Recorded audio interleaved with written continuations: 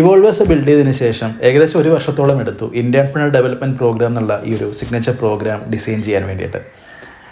അതിനുശേഷം ഒരുപാട് ബാച്ചുകൾ വളരെ സക്സസ്ഫുൾ ആയിട്ട് പോയി നല്ല റിസൾട്ടുകൾ കാണാൻ തുടങ്ങിയതിന് ശേഷം ഞങ്ങൾ കൂടുതൽ സ്ഥലങ്ങളിലേക്ക്, കൂടുതൽ കോളേജുകളിലേക്കൊക്കെ ഒന്ന് അപ്രോച്ച് ചെയ്യാനായിട്ട് ശ്രമിക്കുന്നുണ്ടായിരുന്നു.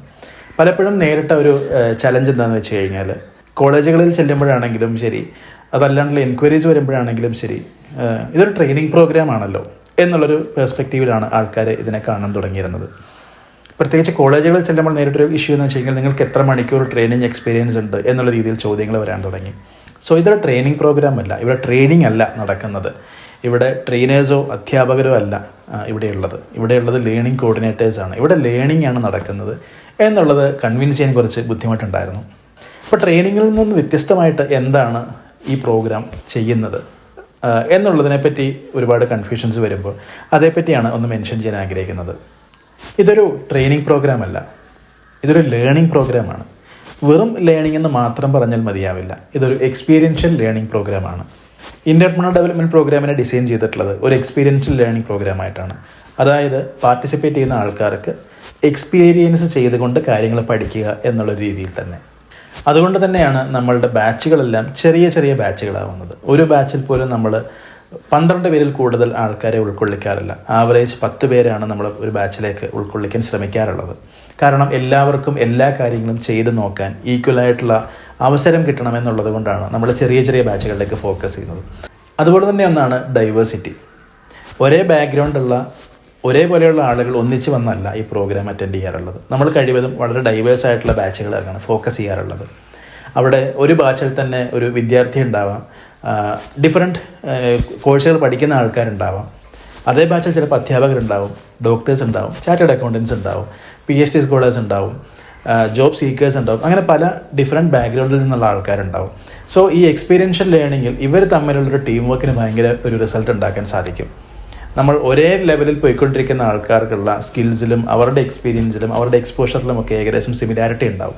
പക്ഷേ വ്യത്യസ്ത ബാക്ക്ഗ്രൗണ്ടിൽ നിന്ന്, വ്യത്യസ്ത സബ്ജക്റ്റ് പഠിക്കുന്നവരിൽ നിന്ന്, വ്യത്യസ്ത ജോലികൾ ചെയ്യുന്നവരിൽ നിന്ന്, വ്യത്യസ്ത ഏജ് ഗ്രൂപ്പ് ഉള്ളവരിൽ ഒരേ കാര്യമായിട്ട് ചെയ്ത് മുന്നോട്ട് പോകുമ്പം പരസ്പരം അങ്ങോട്ടും ഇങ്ങോട്ടും ഫീഡ്ബാക്ക്സ് ഷെയർ ചെയ്തും എക്സ്പീരിയൻസ് ഷെയർ ചെയ്തും ഒരുപാട് ലേൺ ചെയ്യാനായിട്ടുള്ളൊരു സാഹചര്യം ഉണ്ടാവുന്നുണ്ട്. ഇനി ട്രെയിനിങ്ങിൽ നിന്ന് കാര്യമായിട്ടൊരു ഡിഫറൻസ് എങ്ങനെ ഇവിടെ ഉണ്ടാവുന്നു എന്ന് പറയാം. പ്രധാനമായിട്ട് ആദ്യം മെൻഷൻ ചെയ്തതുപോലെ തന്നെ ആൾക്കാരെ ഇരുത്തി പഠിപ്പിക്കുന്ന അല്ലെങ്കിൽ പറഞ്ഞു കൊടുക്കുന്ന ഒരു പ്രോസസ്സല്ല. ട്രെയിനിങ് പൊതുവെ ഒരുപാട് ആൾക്കാരുണ്ടാവും, ഒന്നിച്ചിരിക്കുന്നുണ്ടാവും. അവരുടെ അടുത്ത് ഒരാൾ വന്ന് അധ്യാപകനെ പോലെ പറഞ്ഞു കൊടുക്കുകയാണ് ചെയ്യുക. പക്ഷേ നമ്മൾ ചെയ്യുന്നത് എക്സ്പീരിയൻഷ്യൽ ലേണിങ്ങിലേക്ക് വരുമ്പം ആൾക്കാർ കാര്യങ്ങൾ ചെയ്യുന്ന സമയത്ത് അവർ തന്നെ പല കാര്യങ്ങളും റിയലൈസ് ചെയ്യുകയും നമ്മൾ അതിനെ ഇവാലുവേറ്റ് ചെയ്തുകൊണ്ട് എന്താണ് ഇപ്പോൾ സംഭവിച്ചത്, അവിടെ എന്തൊക്കെയാണ് ലേൺ ചെയ്തത്, എവിടെയൊക്കെ നിങ്ങൾക്ക് മിസ്റ്റേക്സ് പറ്റി, എവിടെയൊക്കെ നിങ്ങൾ നന്നായിട്ട് എക്സൽ ചെയ്തു എന്നുള്ള ഫീഡ്ബാക്ക് കൊടുക്കുകയാണ് ചെയ്യുന്നത്. എങ്ങനെ അത് ഇംപ്രവൈസ് ചെയ്ത് ചെയ്യാം എന്നുള്ളൊരു പ്രോപ്പർ ഗൈഡൻസിലേക്കാണ് നമ്മൾ എത്തുന്നത്. അതിൽ തന്നെ സോഫ്റ്റ് സ്കിൽസിൻ്റെ സൈഡിലേക്ക് വരുമ്പോൾ ഇപ്പോൾ കമ്മ്യൂണിക്കേഷൻ ആവട്ടെ, കോൺഫിഡൻസ് ആവട്ടെ, ടീം വർക്ക് ആവട്ടെ, ലീഡർഷിപ്പ് ആവട്ടെ, ഒരു ട്രെയിനിങ് പ്രോഗ്രാമിൽ നിന്നും എക്സ്പീരിയൻഷ്യൽ ലേണിംഗ് പ്രോഗ്രാമിലേക്കുള്ള ഡിഫറൻസ് എന്ന് വെച്ച് കഴിഞ്ഞാൽ ഈ സ്കിൽസ് എന്താണ് എന്ന് പറഞ്ഞു തരികയോ അല്ലെങ്കിൽ ഒരു ഡമ്മി ആക്ടിവിറ്റി കൊണ്ട് കാണിച്ചു തരികയല്ല ഒരു എക്സ്പീരിയൻഷ്യൽ ലേണിംഗ് പ്രോഗ്രാമിൽ ചെയ്യുന്നത്. ഇവിടെ ചെയ്യുന്നത് ഒരു റിയൽ എക്സ്പീരിയൻസ് ഇവിടെ ഒന്ന് ഒരുക്കാൻ ശ്രമിക്കുകയാണ് ചെയ്യുന്നത്. ഒരു റിയൽ വർക്ക് സ്പേസിൽ നടക്കുന്ന ഒരു ജോബിൻ്റെ ഭാഗമായിട്ട് നടക്കുന്ന കാര്യങ്ങളൊക്കെ അതേ രീതിയിൽ തന്നെ ഇവിടെ ഒന്ന് എക്സിക്യൂട്ട് ചെയ്യാനായിട്ടാണ് നമ്മൾ ശ്രമിക്കുന്നത്. അപ്പോൾ ആക്ച്വലി ഒരു ടീം വർക്ക് കൊണ്ട് തന്നെ നേടിയെടുക്കേണ്ട ചില കാര്യങ്ങൾ നമ്മളിവിടെ പ്രസൻറ്റ് ചെയ്യും.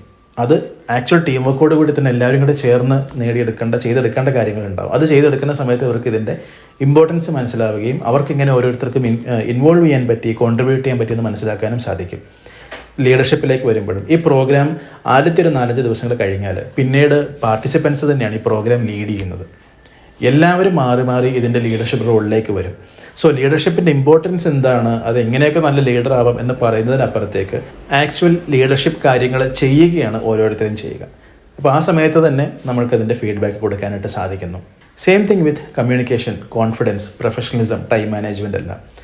ഒരു ആക്ച്വൽ ജോബ് രീതിയിൽ നമ്മൾ ചെയ്യേണ്ട കാര്യങ്ങളൊക്കെ അതേ രീതിയിൽ തന്നെ ചെയ്ത് നോക്കിക്കൊണ്ട് അങ്ങനെ ലേൺ ചെയ്യുകയും ഫീഡ്ബാക്ക്സ് മനസ്സിലാക്കുകയും അതനുസരിച്ച് ഇമ്പ്രൂവ് ചെയ്യുകയും ചെയ്യാനായിട്ടാണ് നമ്മൾ ഈ ഒരു പ്രോഗ്രാമിലൊരു അവസരം ഉണ്ടാക്കുന്നത്.